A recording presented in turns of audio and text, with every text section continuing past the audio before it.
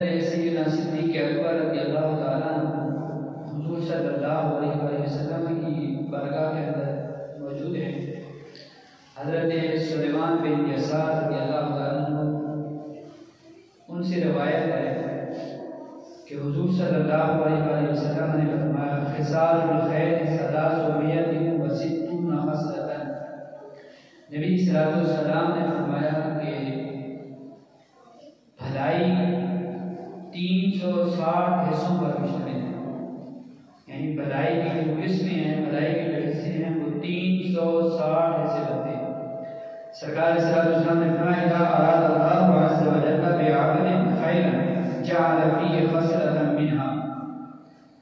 اللہ رب العالمین جب کسی کے ساتھ بہتری کا ارادہ فرماتا ہے، اللہ رب العالمین کسی کو اگر جنت میں داخل کرنے کا ارادہ فرماتا ہے تو اللہ رب العالمین 360 خصلتوں میں سے ایک خصلت بندے کو عطا فرما دیتا ہے۔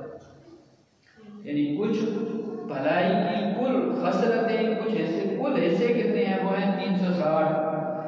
رب اگر کسی کو جنت میں داخل کرنا چاہتا ہے، رب کسی کے ساتھ بھلائی کا ارادہ فرمانا چاہتا ہے تو اللہ رب العالمین ان 360 خصلتوں میں سے ایک خصلت ضرور بندے کو عطا فرما دیتا ہے۔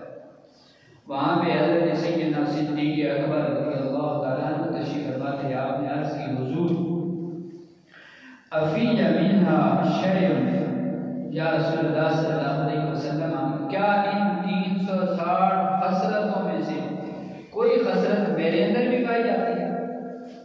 اب کل خصلتیں ہیں 360، یعنی بندہ سمجھانے کے لیے کہ عمر باز کو بات زیادہ سمجھ آئے گی کہ بندے کے اندر 360 اچھی عادتیں، یعنی کچھ اچھی عادتیں کتنی 360۔ جب رب کسی کے ساتھ بھلائی کا ارادہ فرماتا ہے بندے کو رب ایک اچھی عادت عطا فرما دیتا ہے۔ حضرت سیدنا صدیق اکبر رضی اللہ تعالیٰ عنہ نے عرض کیا رسول اللہ صلی اللہ علیہ وسلم، کیا ان 360 خصلتوں میں سے، 360 بھلائیوں میں سے کوئی بھلائی میرے اندر بھی پائی جاتی ہے؟ حضور صلی اللہ علیہ وسلم نے فرمایا نعم جمع من کل شیء۔